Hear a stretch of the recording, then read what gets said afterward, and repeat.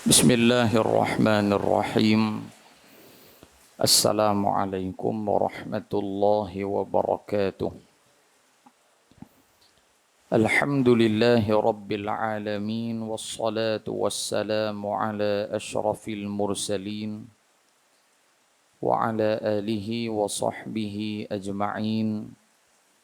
Subhanaka la ilma lana illa ma 'allamtana innaka antal alimul hakim. Qala rabbi shrah li sadri wa yassir li amri wahlul 'uqdatam min lisani yafqahu qawli.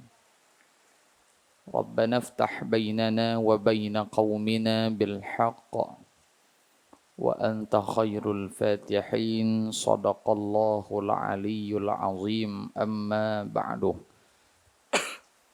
Bersyukur kehadrat Allah Subhanahu wa taala. Pada malam hari yang barakah ini kita dipertemukan oleh Allah meneruskan semula pengajian kita, pembacaan kita 40 kisah menarik daripada Al-Quran. Kita sambung pada malam ini kisah yang ke-14, muka surat 36.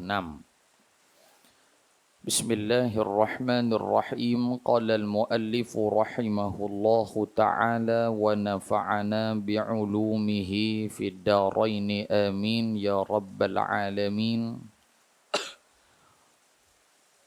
Qala Allah ta'ala a'udzu billahi minasy syaithanir rajim. Ya ayyuhalladzina amanu la takhunu Allah war rasul وتخونوا أمانتكم وأنتم تعلمون. صدق الله العظيم. Suratul Anfal ayat 27.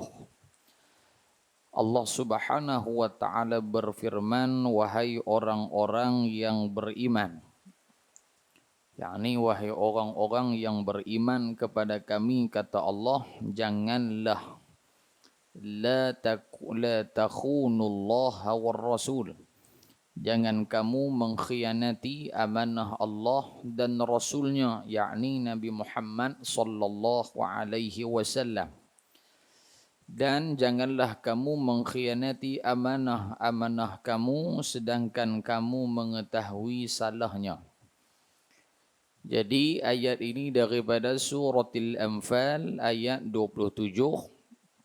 Para ulama, para mufassirun, di antaranya Al-Imam Ibnu Katsir dan juga Al-Imam Ibnu Jarir At-Tabari, menyebut di dalam kitab tafsir mereka bahwasanya ayat 27 surah Al-Anfal ini Allah Subhanahu wa taala turunkan kepada sahabat Nabi sallallahu alaihi wasallam, yaitulah Abu Lubabah bin Abdul Munzir. Abu Lubabah bin Abdul Munzir radhiyallahu taala anhu wa ardah, yang mana Abu Lubabah ini mengeluarkan suatu kenyataan, mengeluarkan satu keputusan, yang mana keputusan ataupun kenyataan beliau itu mendahului keputusan dan juga kenyataan yang dikeluarkan oleh baginda Nabi Muhammad sallallahu alaihi wasallam. Maknanya Nabi suruh dia buat yang lain, tetapi dia dah bawa keluar dah kenyataan, statement dah bawa keluar dah. Ibarat kata Perdana Menteri tak bagi rentah negeri ke, tapi dia bawa keluar statement kata boleh rentah dah. Bahasa kita lah, mudah faham lagu tu. Maka ayat ni Allah Ta'ala turun ditujukan kepada Abu Lubabah, salah seorang daripada sahabat Nabi kita Muhammad sallallahu alaihi wasallam. Satu. Yang kedua, kata Al-Imam Ibnu Katsir rahimahullahu ta'ala, walaupun ayat ini turunnya khusus ditujukan kepada Abu Lubabah, tetapi ibrah ataupun pengajaran daripada ayat ini tidaklah bersifat khusus, tetapi dia bersifat umum. Ayat tu turun pi kat dia. Tuju kepada dia. Tetapi walau bagaimanapun ayat itu ditujukan secara khusus kepada Abu Lubabah, Imam Ibnu Katsir kata, kena tahu juga di samping Allah nak tuju kepada dia secara khusus, Allah Ta'ala juga nak tuju kepada kita semua selain daripada Abu Lubabah secara umum. Maka tuan-tuan puan-puan yang dirahmati oleh Allah Subhanahu wa Ta'ala sekalian, kalau kita perhati di dalam ayat ini, yang dimaksudkan dengan khianat, yang termasuk di dalam janganlah kamu khianat. Maksud khianat di dalam ayat ini mengikut pandangan Ibnu Katsir rahimahullahu taala termasuklah dia, iaitulah termasuklah dosa-dosa kecil. Yang kedua, dosa-dosa besar. Sama ada dosa kecil ataupun dosa besar itu kita lakukan pada diri sendiri ataupun disebabkan dosa kecil ataupun dosa besar itu memberi kesan ataupun impak kepada orang lain. Maknanya kalau kita penaya diri kita sendiri pun kita termasuk dalam orang yang khianat, ataupun kita buat perbuatan khianat menyebabkan orang lain mendapat balasan ataupun kesan, maka itu juga termasuk di dalam khianat seperti mana ayat yang kita baca di sini. Dua. Yang ketiga, firman Allah dalam ayat ni, la takhunullaha war rasul. Janganlah kamu mengkhianati amanah Allah dan amanah Rasulullah sallallahu alaihi wasallam. Apa maksud amanah Allah dan amanah Rasulullah? Makna di sini kata Sayyiduna Ibnu Abbas radhiyallahu taala anhu wa ardah, yang dikenali sebagai Habrul Ummah. Gelaran dia Habrul Ummah, yang membawa erti satu sosok tubuh manusia yang ilmu banyak, dan dia juga digelar sebagai Turjumanul Quran, sahabat yang paling banyak mentafsirkan ayat-ayat Al-Quran berbanding sahabat-sahabat yang lain. Walaupun usia dia muda, tetapi Abdullah bin Abbas radhiyallahu anhu ini mendapat pujian daripada Nabi dan mendapat keistimewaan daripada baginda Rasul sallallahu alaihi wasallam. Nabi doa kat dia, Allahumma faqihhu fid din wa 'allimhu ta'wil. Ya Allah, ya Tuhanku, bagilah kefaqihan, kealiman kepada Abdullah bin Abbas, wa 'allimhu ta'wil, dan kau berikanlah kefahaman, kefaqihan, kepandaian kepada dia dalam ilmu ta'wil. Yakni ilmu ta'wil di dalam doa Nabi itu, kata para ulama hadis, iaitulah ilmu tafsir. Ya Allah, bagi dia alim dalam ilmu tafsir. Bukti berkat doa Nabi SAW terhadap doa yang Nabi panjatkan untuk Abdullah bin Abbas, banyak ayat-ayat Al-Quran ditafsirkan oleh Ibnu Abbas, hal keadaan sahabat yang lain tak mampu nak tafsir macam dengan dia. Maknanya bukan sahabat lain ni tak faham Quran, faham Quran. Tetapi makna yang secara daqiq ataupun makna yang secara mendalam hanya dapat diketahui oleh Ibnu Abbas, sedangkan sahabat-sahabat yang lain tak boleh nak pergi sampai tahap tu. Boleh ke dia? Sebagai contohnya, ketika mana turun firman Allah Subhanahu wa taala surah apa? Idza jaa nasrullahi wal fath wa ra'aitan nasa yadkhuluna fi dinillahi afwaja fasabbih bihamdi rabbika wastaghfir innahu kana tawwaba.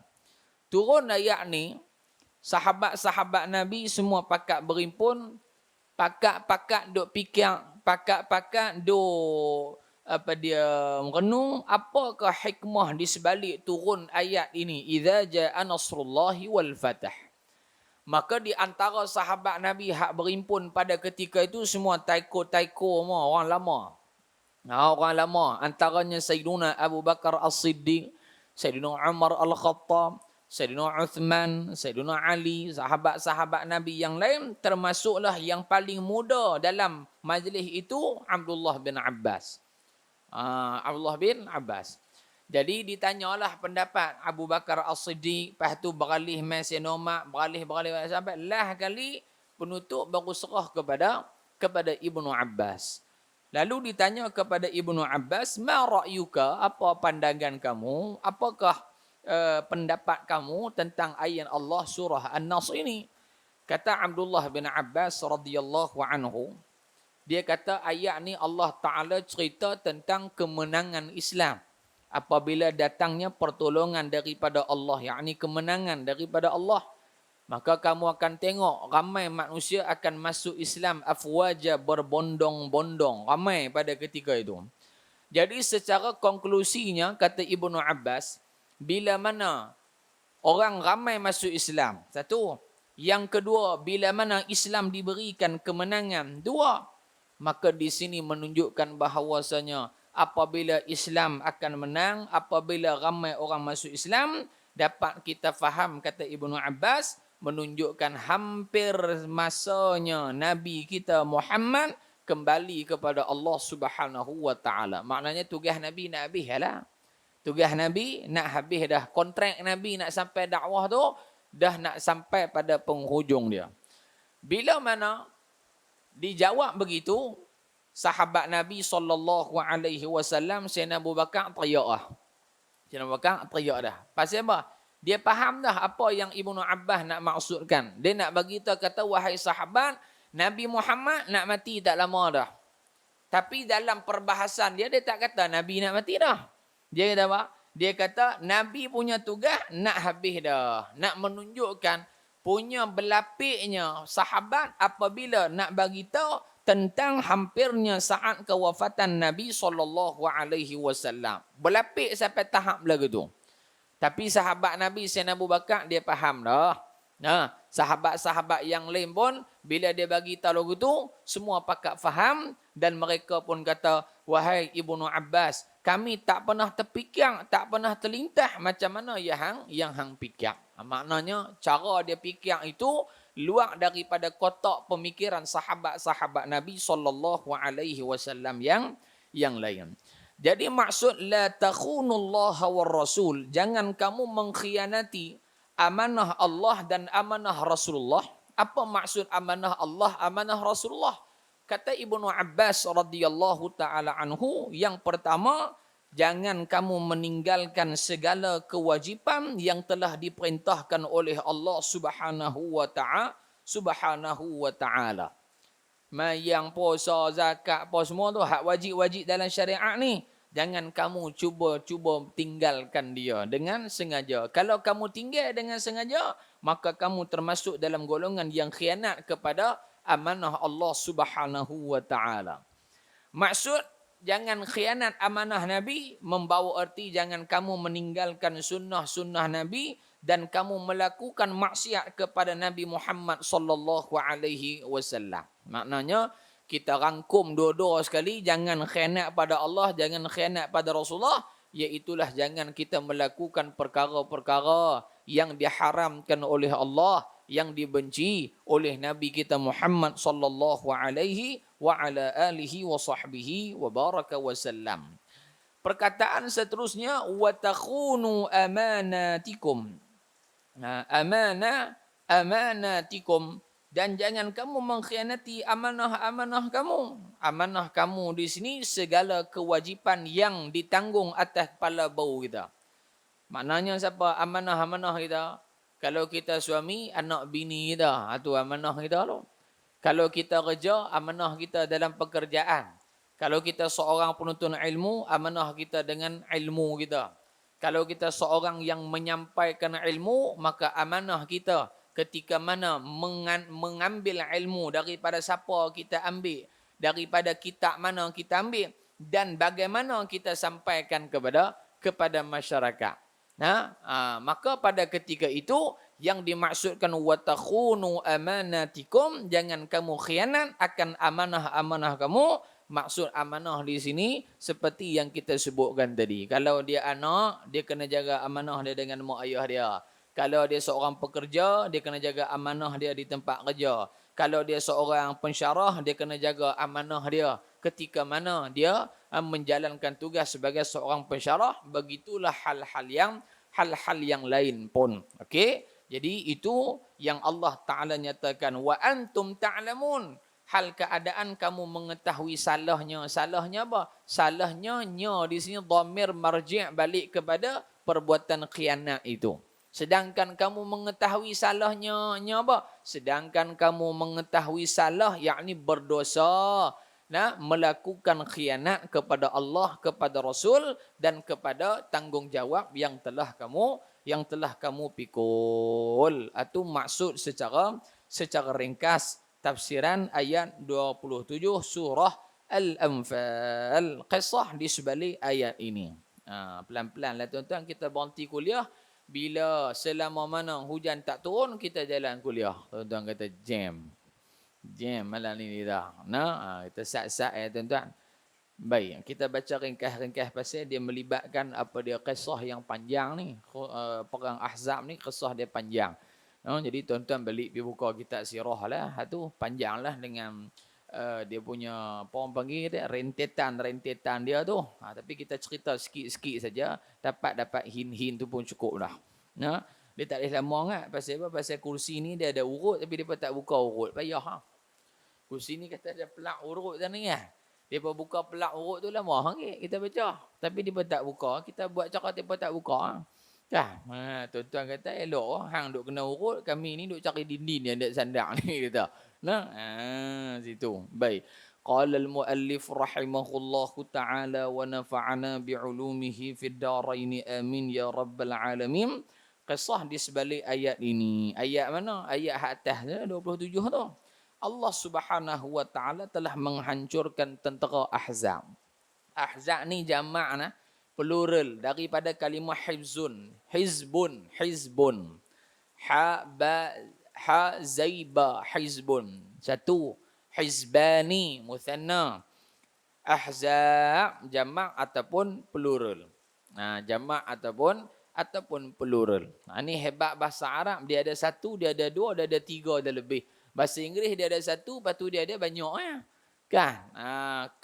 Cars. Ada kan? Boleh lah tuan-tuan tekak tu lah. Lepas tu lain tak erti kan? Menghancurkan tentera Ahzab. Ataupun kita kata tentera Ahzab pada sini. Tentera yang terlibat dalam perang Ahzab.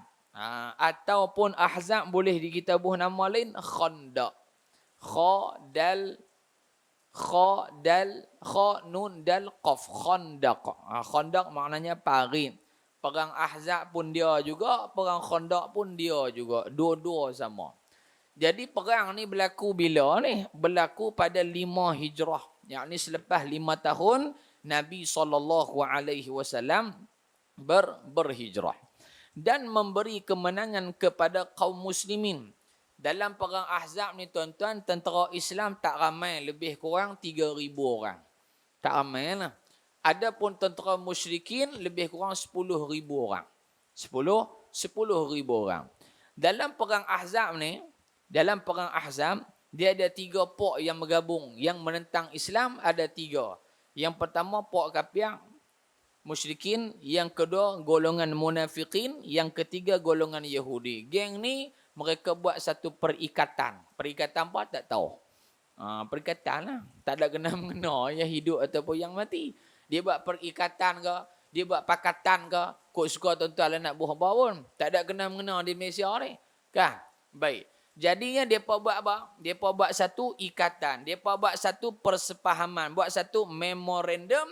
Sebulat suara, mereka bersetuju nak menyerang Nabi Muhammad sallallahu alaihi wa ala alihi wa sahbihi wa baraka wasallam. Baik, kita baca dulu. Kita ni. Ketika tercetusnya peperangan Ahzab. Jadi sebelum berlaku perang Ahzab ni tuan-tuan, disebutkan oleh para ulama bahawasanya pada ketika itu pemimpin Yahudi seramai 20 orang. Pok-pok Yahudi ni seramai 20 orang. Pemimpin-pemimpin mereka lah. Ketua bahagian, ketua cawangan, ketua pemuda, sayap kanan, sayap kiri, macam-macam sayap dah lah. Semualah kata-kata. 20 orang kepala-kepala taiko ni, mereka bertemu dengan pemimpin Quraisy di Makkah Al-Mukarramah. Nabi duduk di mana? Nabi duduk Madinah. Tapi mereka himpun kekuatan dulu. Mereka pergi jumpa pemimpin musyrikin Quraisy di Mekah tu. Menyatakan matlamat mereka. Apa hal mereka nak sebenarnya? Maka pada ketika itu, mereka bersetuju dengan pelawaan puak-puak Yahudi untuk sama-sama mereka menyerang Nabi kita Muhammad sallallahu alaihi wasallam. Habis satu step. Step yang kedua, mereka pergi jumpa pemimpin-pemimpin kabilah yang lain pula. Yang ada di Mekah, yang ada di Madinah. Mereka duk himpun-himpun ni. Duk bagi borang ahli semua. Nak pilihan raya lah, bagi. Bukan di Malaysia, Zimbabwe. Di Zimbabwe. Kita tak sebut siapa-siapa lah. Merasa ambil negeri lah. Kan? Mengaji tak kena kutip, payah lah. Mengaji tak mau nak kena kutip. Ni kena duduk di rumah lah. Kan? Contoh kita habang. Jadi mereka jumpa kepala pembesar musyrikin Mekah. Okey, mereka ni lulus. Maka pada ketika tu saya buat ringkasan di sini tuan-tuan. Kalau duk cerita tu pakai tak habis. Hujan berhenti pun tak habis lagi ni. Takut tuan-tuan pejam pula malam ni. Dah hujan-hujan. Ni sejuk cakotiau pun tak buka. Kan? Baik.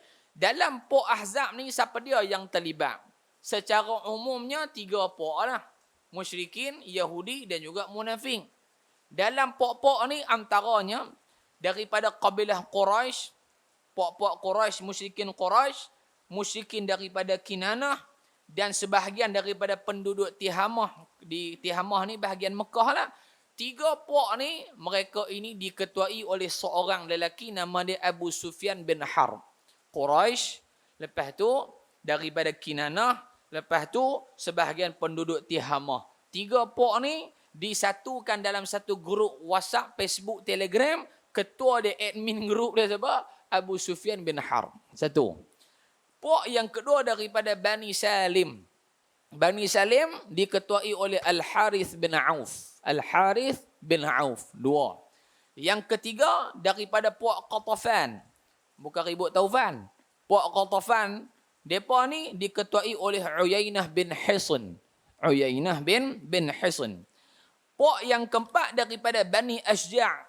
Bani Ashja' diketuai oleh Mas'ar bin Rakhilah. Mas'ar bin Rakhilah dan puak ni campur sikit dengan Bani Asad. Maknanya Bani Ashja' dengan Bani Asad, ketua admin grup ni apa? Siapa dia? Iaitulah Mas'ar bin Rakhilah. Jadi mereka-mereka ni lah yang termasuk di dalam yang dikatakan Al-Ahzab. Pakatan jahat yang nak menentang Nabi kita Muhammad sallallahu alaihi wa ala alihi wa sahbihi wa baraka wasallam. Akhirnya tuan-tuan, bila mereka ni bergabung semua, dah taat setia, dah buat bai'ah semua clear, dah sama-sama geng jahat ni, maka mereka bergerak daripada Mekah mai ke Madinah untuk menyerang bumi Madinah Al-Munawwarah. Tetapi sebelum mereka mai, berita ini telah diketahui oleh Nabi SAW. Secara ringkas kita sebut. Nabi tahu dan Nabi pun panggil ahli majlis tertinggi Madinah. Ahli majlis syura lah kita kata. Kabinet, esko apa semua, Nabi panggil. Antara sahabat yang ada dalam kabinet pada ketika tu, bukan kabinet Malaysia lah. Kabinet Malaysia tak jadi. Nabi panggil sahabat-sahabat muahad taiko-taiko semua ni, antaranya termasuklah Salman Al-Farisi. Tidak termasuk Salman Khan. Salman Khan tak? Dia tak warna ni waktu tu. Salman Khan, hak tuan-tuan nak tengok cerita curi-curi, cupke-cupke tu. Hak tu lain punya Salman. Ni Salman Al-Farisi As-Sahabi. Sahabat Nabi SAW. Bincang gedebung-gedebang. Lagu mana kita nak buat? Maka Salman Al-Farisi, dia kata, wahai Rasulullah, kami di Parsi ni telah menggunakan sistem perang, menggunakan parit, korek parit ni dah 200 tahun yang lalu kami dah pakai dah. Jadi macam mana ya Rasulullah kalau kita buat sistem yang pernah dibuat oleh orang-orang Parsi? Di sini nak ajak kita tuan-tuan, walaupun Nabi seorang ketua, Nabi tak guna kuasa veto dia. Hang siapa? Hang Nabi ke aku Nabi? Kalau kita ke? Tak, lah ni siapa CEO? Lah ni siapa CEO nak tanya? Hang AJK kan? Hang AJK hang duduk sengak sudah. Aku CEO, hang tahu tak? Kita kemah gitu lah. Nabi dah. Nabi kata, okey, kalau lah yang tu yang paling terbaik, kita buat. Nabi ikut dah menunjukkan tawaduk, rendah diri Nabi kita Muhammad sallallahu alaihi wasallam. Yang kedua di sini nak menunjukkan bahawasanya Nabi SAW perintah supaya korek parit tu di mana tuan-tuan? Korek parit tu bahagian utara Madinah. Pasal apa bahagian utara Madinah? Kerana selain daripada bahagian utara Madinah, semua dipenuhi dengan apa? Dipenuhi dengan kebun-kebun kurma, jadi menyebabkan musuh nak serang direct terus lambat sampai. Nak kena masuklah hutan, nak kena keluar masuk hutan, keluar payah. Ha?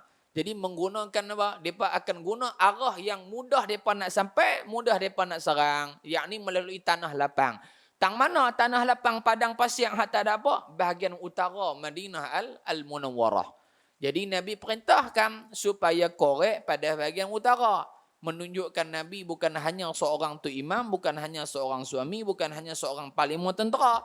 Tetapi Nabi nak ajak kita, Nabi juga pandai dalam pemetaan, dalam sistem peperangan. Hari ni senang lah tekan Google tengok. Google pun kena ada kencing kita, pergi dengan tu ya. Jadi Nabi tahu dah. Nabi tahu. Maka koreklah parit. Korek parit tu. Panjang tak parit tu? Panjang. Panjang. Kalau kita pergi hari ni, depan Masjid 7 tu, kira dia lah tu. Jalan lah depan Masjid 7 tu, dikatakan itulah panjang ni lebih kurang 2.5 kilometer. Panjang parit khandak itu dan lebar dia lebih kurang macam lebar lebuh raya kita. Dan dalam tak? Dalam. Macam mana dalam dia? Kalau kuda tu dekat hatara mana pun, enjin turbo, Bugatti Veyron sekali pun enjin dia, dia terjun tak naik. Terjun tu pakai selop dalam tu. Tak naik dah. Hang ragah lah kok mana pun, tak naik dah. Maka nak menunjukkan dalam. Nak menunjukkan dalam. Silap-silap lompat jatuh selamat hari raya, maaf zahir dan batin terus kuda tu. Mati ya. Maknanya dia jatuh tu dalam keadaan yang lubang tu dalam. Maka korek tuan-tuan, Salman Al-Farisi korek. Korek punya korek. Mula pagi korek waktu pagi sejuk. Maka dalam duk korek tu tuan-tuan, apa yang berlaku? Duk korek tu sahabat Nabi mai tengah hari lapang. Tengah hari lapang. Pasal apa? Pasal duk korek tengah panas.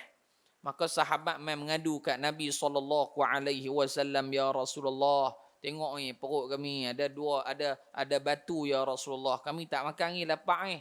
Nabi tak kata apa, orang apa dia macam dek teruk apa seorang lapang. Ada tu Penang 786-nya. Dak, Nabi angkat baju Nabi tunjuk bahawasanya kat perut Nabi ni ada 2 ketui batu. Sahabat terkejut, alamak silap orang lah pula. Hampa mengadu kata hampa lapang, Nabi lagi lapang. Bila jadi lagu tu, seorang sahabat Nabi nama dia Jabir bin Abdullah. Jabir bin Abdullah di antara sahabat Nabi yang ada haiwan peliharaan ataupun kita kata apa kambing apa semua ni dia belah. Dia tengok sahabat lain lapang, Nabi pun lapang, dia suruh bini dia masak kambing. Nabi suka kambing pada bahagian kaki. Kaki hak mana? Hak depan. Kaki kan, kambing ada 4 kaki kan. Hak bahagian depan tu. Oh, hak tu paling sempoi lah. Kan? Siapa-siapa tahu kedai nasi kambing, saya kita pergi. Tapi tuan-tuan bayar. Kan? Tuan-tuan bayar. Kan? Baik, jadinya bahagian depan. Pasal apa Nabi suka pada bahagian tu tuan-tuan? Kalau kita buka dalam Syama'il Muhammadiyah, kita akan tahu sebab apa Nabi suka bahagian tu. Yang pertama, bahagian tu paling cepat masak. Paling cepat masak. Maknanya kalau sahabat masak pun Nabi tak perlu tunggu lama-lama kan. Kerana ada bahagian yang lambat dan cepat masak. Kan? Kalau ayam pun sopa tu lah. Kalau bahagian hak daging ketuimnya lambat masak. Tapi kalau bahagian wing cepat masak sikit. Pasal dia kulit dia nipih barang kali. Jadi Nabi suka pada bahagian depan, pada bahagian depan kaki kambing, paha kambing pada bahagian depan. Maka masak tuan-tuan. Jabir balik bagi tahu kat bini dia, kata tolong masak. Dia tanya bini dia, ada apa rumah kita? Dia kata, abang ada kambing. Kambing kita tu pun beda cukup kita ya. Beda cukup ahli keluarga kita saja. Kalau panggil orang lain, pakai tak boleh apa. Tak cukup mah. Maka suami dia pun kata, wahai isteriku, Jabir kata kat bini dia, tak apa, hang masak. Abang nak pergi panggil Rasulullah main makan. Ni sahabat Nabi. Maka isteri dia pun masak. Maka ketika tu Jabir pergi bagi tahu kat Nabi, ya Rasulullah, isteri saya masak spesialnya, mainlah rumah saya. Nabi bila dengar tuan-tuan, Nabi kata apa? Sahabat-sahabat, jom kita pergi rumah Jabir. Alamak, Jabir kata, selamat aku hang ni. Bini aku kata, kambing tak cukup. Nabi pergi ajak beribu sahabat waktu tu. Duk ada di Medan Khandaq. Pilah rumah Jabir. Jabir balik kelang kelibut, balik bagi tahu kat bini dia. Dia kata, hari ni punah ranah kita. Awak, Nabi pergi keluar semua panggil mai. Nabi panggil padahal aku nak panggil Nabi ya. Kata isteri Jabir, dia kata sesungguhnya Nabi buat, dia tahu apa hak nak jadi. Maknanya apa? Abang jangan duk risaulah. Nabi panggil tu dia tahulah dia nak buat apa. Kan? Panggil tuan-tuan, Nabi kata 10-10. Tuan-tuan jangan duk pitikam lah 10-10. Hei, dia kata ni 10-10 nombor baru ya. Nah, 10-10 maknanya apa? Nabi kata, wahai sahabat, apa masuk 10-10 pergi makan. Ya. 10 orang. Maknanya Nabi nak habang jangan duk pergi berebut, pergi duk serbu tak tentu pasal. Sikit-sikit nah. Yang kedua, barangkali kita boleh kata juga kalaulah makan dekat rumah sahabat Nabi di khemah, barangkali kita nak bagi tahu khemah pada ketika tu tak besar mana. Cukup-cukup makan, betul hampa belah keluar, hampa pergi buat kerja, masuk alim pula. Nah, baik, jadi makan tuan-tuan, dan pada ketika tu juga bukan takat kambing saja, adalah roti apa lebih kurang. Ketika itu kata Jabir bin Abdullah, selesai sahabat Nabi hak beribu ni makan, apa yang berlaku? Aku tengok ada lagi lebihan makanan seperti mana awal dimasak oleh isteri aku. Ni panggil apa ni? Dia panggil iktsarul qalil, memperbanyakkan makanan yang sedikit. Ni di antara mukjizat Nabi kita Muhammad sallallahu alaihi wasallam yang tak berlaku kat kita. Kita jangan duk buat bajet terlajak wali pula. Pergi jumpa mana-mana ustaz tolong doa saya nak buat kenduri kahwin anak saya, panggilan kad 3,000 kepin. Mampui. 3,000 kepin kali dengan satu kepin 3 orang 9,000 nanti timpa mai. Tak apa ustaz, tak apa. Ustaz punya pasal, ustaz mai doa, baca doa apa lebih kurang kat periuk saya buat ayam 30 ekor ya. 9,000 orang 30 ekor nanti dia sembelih. Apa yang jadi waktu tu? Tak ada lagi ustaz tu nanti kena katok orang kayu. Betul tak? Doa tak makbul. Dia bukan tok wali ustaz tu. Dia tak ada mukjizat. Ni Allah nak tunjuk kepada kita mukjizat Nabi Muhammad, makanan yang sedikit tetapi mencukupi untuk ribuan orang. Maka hikmahlah tuan-tuan, Nabi wafat pun kalau Nabi duk ada silat-silat, Nabi duk kena baca doa di rumah kenduri sedia. Kita buat kenduri panggil Nabi, ya Rasulullah tolong baca doa saya sembelih kambing sekok untuk jamu 1,000 orang. Kira Nabi duk baca doa kat kita lah. Catering pakai tak boleh cari duit lah tu. Kira duk pakai doa Nabi saja. Itu rahmatnya Nabi Muhammad sallallahu alaihi wa ala alihi wa sahbihi wa baraka wa sallam. Tu satu peristiwa. Peristiwa yang keduanya dia mukjizat Nabi juga ketika mana katok tu batu, ada satu batu yang besar kata Jabir. Semua sahabat hak lain tak boleh nak katok. Tapi dia panggil Nabi, ya Rasulullah tolong katok Ustaz. Tolong katok Ustaz ya Rasulullah. Nabi pun ambil tukul ataupun cangkui, kita kata Nabi baca bismillah, Nabi katok. Katok pecah batu tu. Bila pecah batu tu, maka terpancar keluar api ya, kita kata kan. Terpancar api daripada batu tu, maka Nabi SAW mengatakan satu ketika negeri ini akan jatuh di tangan orang Islam dan negeri ini juga akan jatuh pada tangan orang Islam. Daripada hak Nabi sebut dalam peristiwa perang Khandaq yang Nabi katok batu tadi, peristiwa yang Nabi sabdakan itu berlaku pada zaman pemerintahan Umar bin Al-Khattab radhiyallahu anhu. Nabi sebut lebih kurang akan diberikan cincin kepada Salman, lebih kurang lagu itulah. Maka berita tu tuan-tuan, kisah itu, peristiwa itu berlaku sungguh kepada sahabat Nabi Salman Al-Farisi radhiyallahu anhu pada zaman pemerintahan Sayyidina Umar bin Al-Khattab radhiyallahu taala anhum ajma'in. Itu juga bentuk mukjizat yang Allah zahirkan dalam peperangan Khandaq. Habis dekat tu. Ketika tercetusnya peperangan Ahzab, dia berlaku tahun 5 Hijrah. Yahudi daripada Bani Quraizah yang tinggal di Madinah telah mengambil keputusan membatalkan perjanjian dengan Nabi SAW. Mereka memilih untuk bergabung dengan tentera Ahzab. Jadi tuan-tuan, sebelum mereka nak pi batal ni lagu mana kisah dia. Pada awalnya Bani Quraizah ni mereka tak batal lagi perjanjian dengan Nabi. Akhirlah sekali mereka batal. Bila mereka batal? Apabila tentera Ahzab ini mula masuk ke Madinah, mereka kepung tak lepas pi.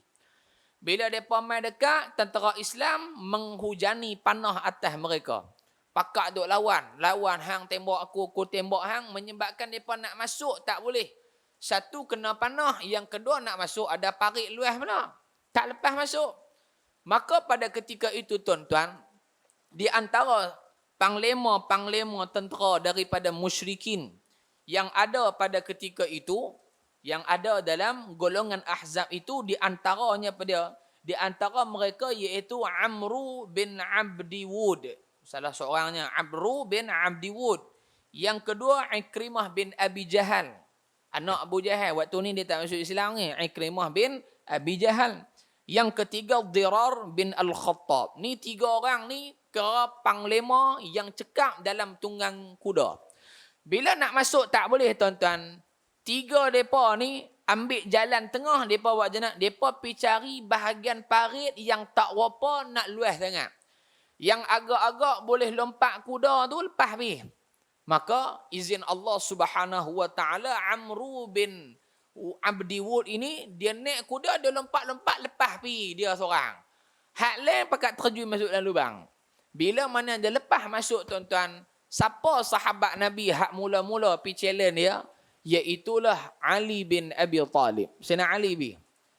Dia lompat-lompat pergi tuan-tuan, apa yang berlaku? Sayyidina Ali pergi dekat dia, Amru bin Abdi Wud ni pun turun daripada dia punya kuda. Konon-kononnya sempoi ya. Konon-kononnya sempoi. Pasal apa? Dia lawan dengan satu orang pemuda, bagi dia mungkin Sayyidina Ali ni tak kuat mana. Orang muda. Apalah sangat. Akhirnya tuan-tuan, Amru bin Abdi Wud ini mati, dibunuh oleh Sayyidina Ali bin Abi Talib. Bila tengok saja Amru bin Abdi Wud ni mati kena ganyak betul-betulnya dengan Sayyidina Ali, menyebabkan tentera Ahzab yang lain ni depa jadi panas hati. Dia kata harif tu pasal kita harif tu dia boleh bunuh kita punya panglima, tak boleh jadi ni. Maka pada ketika itu tuan-tuan, Sayyidina Ali pada ketika tu juga yang menyebabkan Amru bin Abdi Wud ni langkah pi kat depa. Pasal apa? Sayyidina Ali perangat depa. Sayyidina Ali perangat depa. Ibarat kita kata main bola. Sebelum main bola tu duk perangat lah. Hampa punya keeper pun pendek tak menang lah. Hampa punya keeper bukan reti pun. Hampa punya keeper pengkak lah pun. Duk perangat. Jadi hak depa duk dengar ni tuan-tuan. Depa tak puas hati. Menyebabkan Amr ni lompat pergi. Lompat kena habuan lah. Dia kena bunuh. Satu. Yang kedua, bila dia kena bunuh, tentera hak lain jadi panas tak? Jadi panas. Jadi panas. Apa yang mereka buat? Salah seorang daripada pembesar ataupun ketua dalam grup Ahzab ini, mereka pergi jumpa salah seorang daripada ketua Bani Quraizah. Pada ketika tu Bani Quraizah tak putih hubungan lagi. Perjanjian dengan Nabi mereka tak langgar lagi.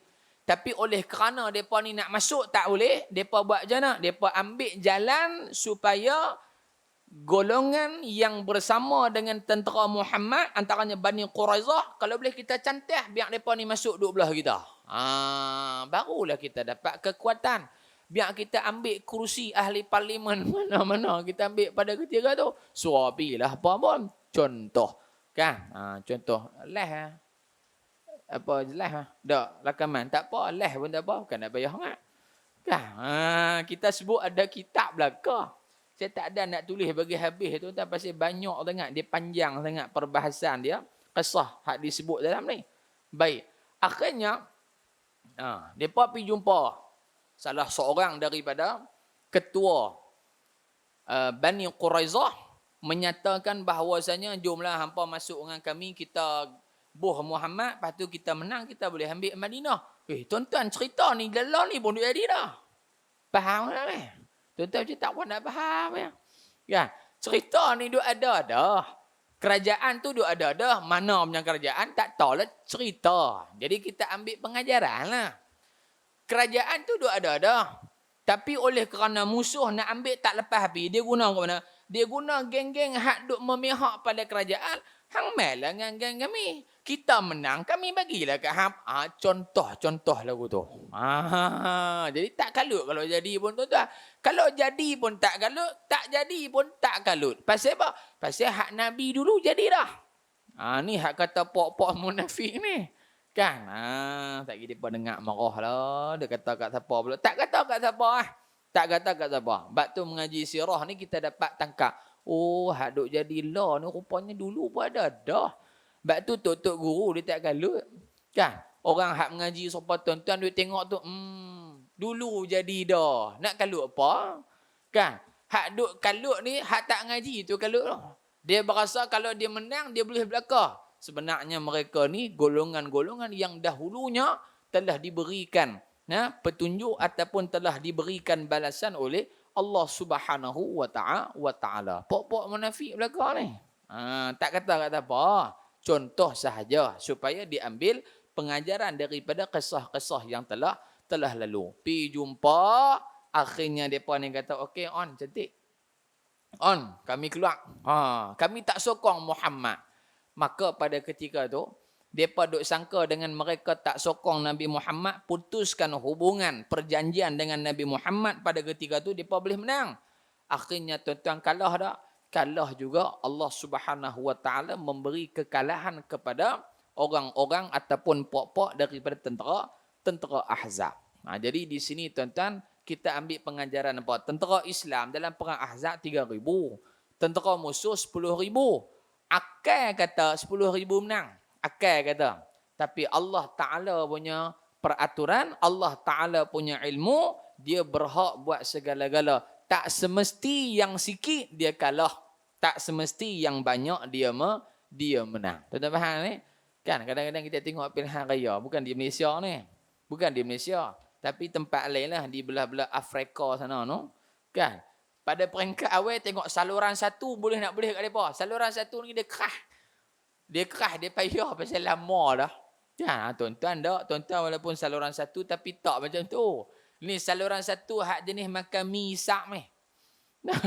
Hak makan masuk pi terus tau. Hak boleh 300 keracum sampai kaki. Kan? Tengok awal tu saluran satu boleh ke depa dah. Kita kata pergi dah. Mampu ha. Tengok tuan-tuan 8,5 sekali nak umum 8.25 saluran 4 hak pemuda tu terak terus. Terak terus. Boleh ke kita lah. Kita tu siapa tak tahu lah. Kan ambil sendiri faham lah tu. Jadi Allah nak ajak kita. Tak semesti banyak itu menang, tak semesti sikit itu kalau habis tekak tu tuan-tuan. Baik, sambung lagi.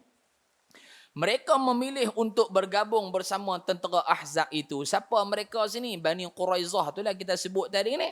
Setelah selesai peperangan Ahzab, baginda dan sahabat pulang ke rumah masing-masing. Setelah ni maknanya Islam menang lah. Ketika baginda ingin membuka pakaian perangnya, baju perang Nabi tuan-tuan, Nabi ada topi. Tu Nabi ada baju perang. Baju perang Nabi nama dia Mirfar. Mirfar baju perang Nabi, besi. Besi. Dan baju perang Nabi siapa pun tak boleh pakai, tak mampu nak tanggung pasal berat. Berat maknanya Nabi kuat tak? Kuat nak boleh tanggung berat baju besi tu. Kita pakai baju hujan hak lembab pun tak payah pia. Kan? Pakai baju bomba, tanya orang kerja bomba. Tu pun berat tak tanggung dah. Nabi pakai punya baju perang, sahabat pun tak mampu nak pakai. Pasal apa? Terlampau berat. Nak menunjukkan betapa kuatnya tubuh Nabi SAW. Nabi ada topi. Topi Nabi tutup pada bahagian telinga sini. Lepas tu, tutup pada bahagian hidung. Pasal nak tuan-tuan nak tengok cerita perang Mak Saleh ya. Tu semua tu ambil hak Nabi belakang lah tu baju perang tu. Kan? Ikut Nabi. Lepas tu, tutup pada bahagian hidung. Kalau orang pangkas hidung pun tak kena. Kalau kena sekali pun cedera, tak putus hidung. Kita kata. Baik. Satu. Yang kedua aja baju perang. Baju besi. Baju besi Nabi SAW, dia ada mirfar. Begitu juga dengan topi Nabi. Apa mirfar? Kalau kita perasan, tengok dalam cerita perang, Mak Saleh ke Cina ke apa, topi besi, baju besi, atas topi dan baju besi tu dia ada lagi selapis besi yang bulat-bulat no. Tu dia panggil mirfar. Pasal apa hikmah buah benda tu? Sebab benda tu dia duduk atas baju, dia duduk bergerak ke tu. Dia tak melekat statik. Kalau baju ni dia duduk melekat di badan kita kan. Ni dia bubuh lekat, kalau orang katok pun dia biah pi. Sebab benda tu dia fleksibel lagu tu. Maka ini di antara pakaian perang yang digunakan oleh baginda Rasul sallallahu alaihi wasallam. Dan akhir hayat Nabi susah, Nabi gadai baju perang Nabi lebih kurang 200 dirham harga dia kepada seorang Yahudi. Nabi gadai pi kat dia. Macam kita pi pajak gadai arahnu. Tapi tuan-tuan jangan duk kata arahnu lah ni Yahudi pula. Dah, ni zaman Nabi. Nak abang boleh berurusan, bermuamalah dengan orang bukan Islam pada benda yang kita boleh muamalah dengan jual beli, pi beli toko apek, boleh tak? Boleh lah. Sah tak jual beli? Sah jual beli. Tapi ada hak Melayu, pi beli hak Melayu lah. Nak cerita kata boleh urusan dengan dia.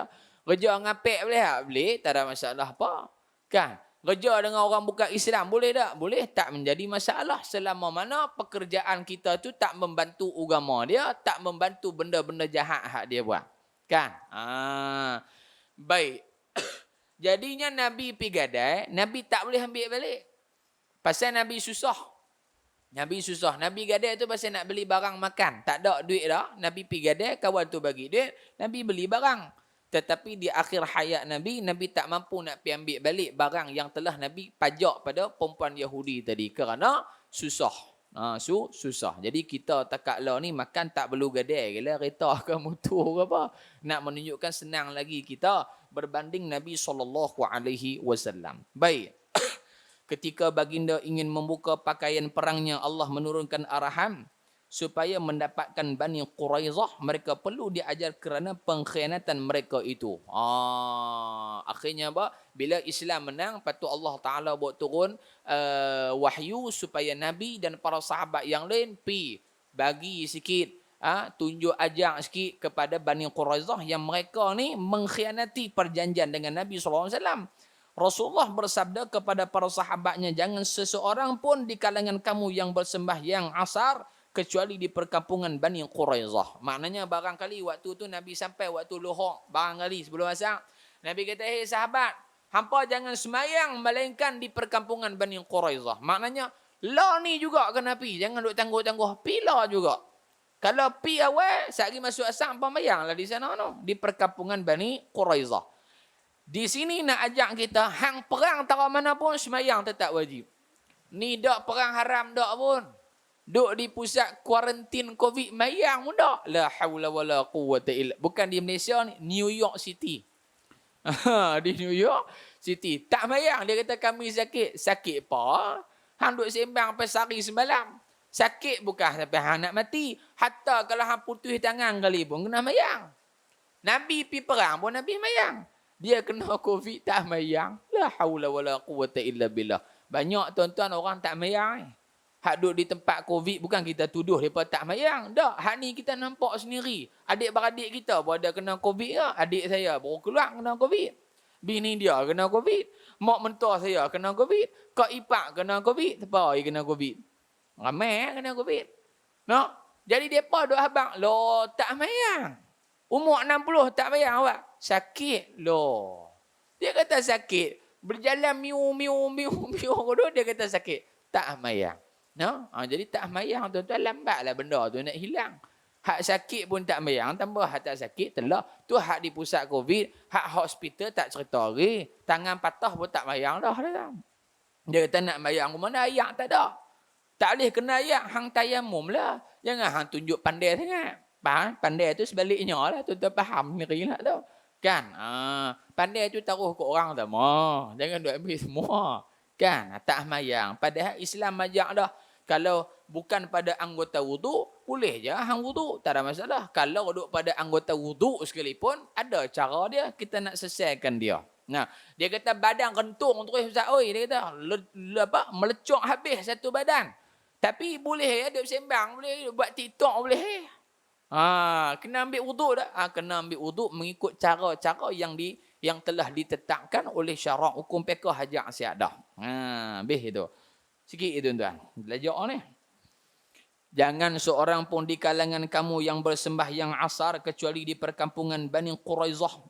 Dengan arahan itu mereka sini dhabit situ para sahabat berjalan cepat kerana takut waktu asar berakhir sebelum mereka sampai ke perkampungan itu. Sebab tu dalam Quran Allah sebut hafizu 'alal salawati was salatil wusta wa qumu lillahi qanitin. Peliharalah sembahyang terutamanya as-salawatul wusta, sembahyang pertengahan. Apa mayang pertengahan? Ulama kata mayang pertengahan sembahyang asar. Pasal apa mayang asar? Yang pertama Allah Ta'ala nak habaq mayang asar ni dia punya manzilah kemuliaan dia cukup besar. Satu. Yang kedua nak habaq kat kita waktu mayang asar ni ramai hak tuang.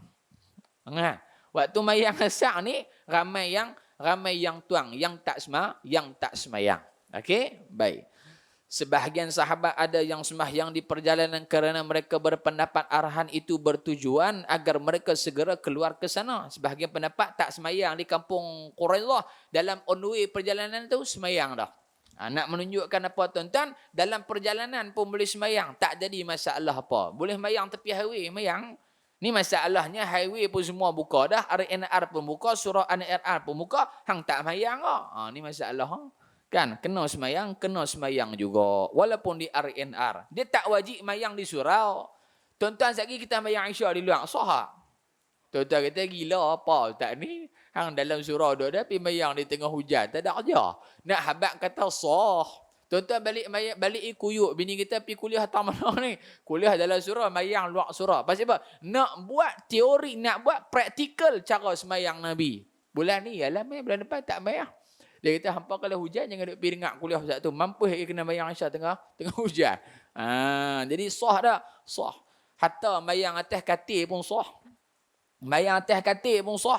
Mayang atas mari pun sah. Tak ada kerja apa, duk mayang atas bawa lantai ni lama pergi duk atas mari. Mayang atas mari bini kita awak Ni dia tak ada saja, cemuih mayang di bawah, mayang atas mari pula. Bahal melebat pada ni. Mayang atas meri. Boleh tak? Boleh. Saya tahu ya. Tak tahu jam. Jangan. Kalau tak tahu ni jangan kata mayang meri duduk tegak jadah pun tak tahu mana dah. Baik. Sebahagian yang lain pula tidak bersembahyang di perjalanan. Mereka bersembahyang asar di perkampungan itu selepas habis waktunya sudah malam. Keluar waktu tu kerana berpegang kepada zahir arahan baginda sallallahu alaihi wasallam. Satu pok kata Nabi habaq suruh mayang asar di perkampungan Bani Quraizah tu adalah apa? Nabi nak habaq kata bersegera maksud Nabi. Bersegera maknanya pi terus. Sagi dan mayang tak mana mayang. Hak golongan kedua kata pula dak Nabi memang suruh mayang di perkampungan Bani Quraizah. Kok mana pun kena mayang tu. Tiba-tiba sampai dah habis waktu dah. Sini adalah perbahasan ulama tentang sembahyang luar waktu. Tu cerita baklin dalam bab sembahyang tu. Baik. Baginda tidak menyalahkan kedua-dua kumpulan itu kerana mereka masing-masing berijtihad dalam masalah itu. Nabi tak marah depa pasal apa? Masing-masing ijtihad betul. Kawan ni faham kok ni, kawan ni faham kok ni. Jadi kalau mazhab kita berbeza dengan mazhab lain, apa masalah? Mazhab Imam Syafi'i kata qunut sunat. Mazhab lain kata tak sunat. Apa masalah? Yang masalahnya hang tiba dua-dua tak betul ni masalah. Tak payah baca kunut terus kerana Nabi tak buat kunut. Tu berat terlajak pandai daripada imam mazhab pula. Baca Fatihah walad dolin. Baca Fatihah pun gitu nak kata Imam Syafi'i tak betul. La ilaha illallah. Tentera muslimin mengepung perkampungan mereka selama 25 hari. Tu dia pergi kepung kampung mereka kat sebulan kepung. Bani Quraizah akhirnya menyerah kalah. Mereka tidak mampu berperang. Jika mereka terus berkubur di situ, mereka akan mati kelaparan. Maknanya Islam kepung tu sekok pun tak boleh kurang. Kira PKP buat ni. Kira PKP. Maknanya PKP dulu buat dah. Tapi bukan pasal wabak kerana kes lain. Kepung terus tak bagi keluar. Okey? Maka kata pengarang mereka meminta agar dihukum seperti hukuman yang dikenakan ke atas Bani Nadir, iaitu diusir keluar daripada bumi Madinah dengan membawa harta benda dan meninggalkan senjata. Mereka surrender terus, mereka kata kalau lalu ni tak apalah, hampa keluarkan kami daripada Madinah jangan bunuh kami. Hampa nak hampa ambil, hampa nak menang hampa ambil, tapi jangan bunuh kami keluar pun tak apa. Habis itu. baginda SAW tidak terus menerima permintaan mereka itu. Nabi kata dah, tak boleh lagi. Kemudian mereka meminta supaya baginda menghantar Abu Lubabah sebagai wakil pihak baginda SAW untuk berunding dengan mereka. Baginda bersetuju dengan permintaan itu. Okey, selesai. Dia kata tak apa. Lah ni Rasulullah hantar mai Abu Lubabah, kita bincang tengok lagu mana. Terima ke tak terima kami punya pelawaan supaya kami diusir keluar. Nabi kata dah tak apa. Aku hantar Abu Lubabah pergi sembang dulu lagu mana. Abu Lubabah datang. Mereka meminta pandangannya untuk menyerah diri dan patuh kepada sebarang hukuman yang akan dijatuhkan oleh Rasulullah sallallahu alaihi wasallam. Dia kata, wahai Abu Lubabah, lah ni kami serah diri dan kami taat apa yang Muhammad tentukan. Okey, kami ikut. Muhammad nak denda, nak pulau kami keluar, okey kami ikut. Akhirnya apa berlaku tuan-tuan? Abu Lubabah kata apa? Serahlah diri. Abu Lubabah kata, serahlah diri. Beliau juga mengisyaratkan tangan ke tengkuknya yang bermaksud hukuman yang akan dijatuhkan ialah pancung kepala. Hak tang ni Allah buat turun ayat 27 surah Al-Anfal. Nabi hantar dia supaya berbincang. Bincang macam mana nak selesai. Abu Lubabah kata, lah ni serah diri. Dia buat itu.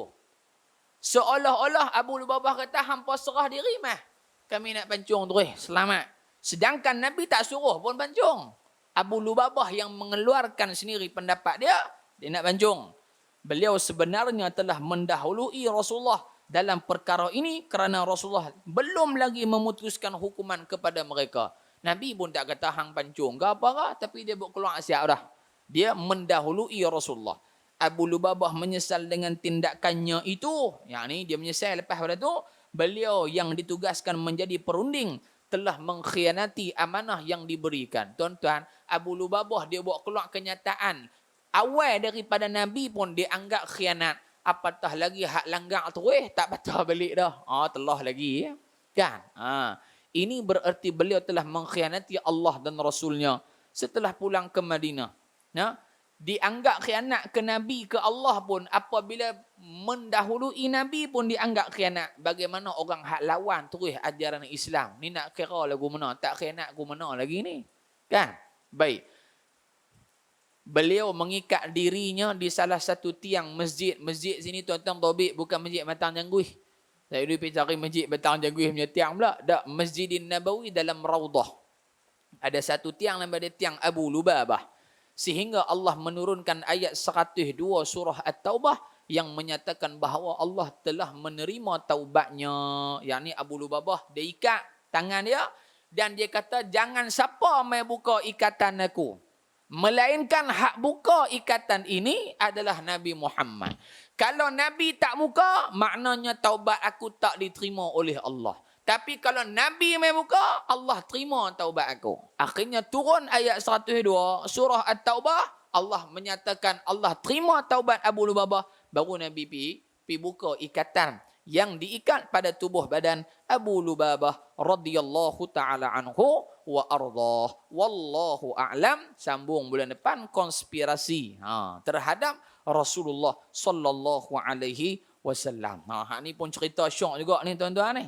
Cerita Nabi nak kena tangkap, Nabi nak kena buh penjara. Rupanya dulu tu memang ada dah jenis tangkap buh dalam penjara. Tak siasat apa dah.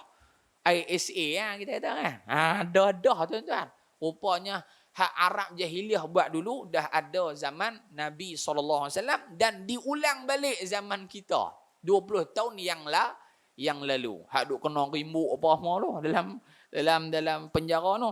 Jadi bila kita mengaji sirah Nabi, baru kita dapat tahu orang yang main dengan politik, dia kena mengaji sirah baru dia faham gerak kerja dan juga bagaimana cara nak mengatasi tangan-tangan jahat yang telah berlaku ketika hayat Nabi kita Muhammad sallallahu alaihi wa ala alihi wa sahbihi wa baraka wa sallam. Wallahu a'lam bissawab. Bismillahirrahmanirrahim. Alhamdulillahi rabbil alamin. Wassalatu wassalamu ala asyrafil mursalin wa ala alihi wa sahbihi ajma'in. Allahumma anfa'na bima 'allamtana wa 'allimna ma yanfa'una bi rahmatika ya arhamar rahimin. Wa sallallahu ala sayyidina Muhammad walhamdulillahi rabbil alamin. Taqabbalallahu minkum. Assalamualaikum warahmatullahi wabarakatuh.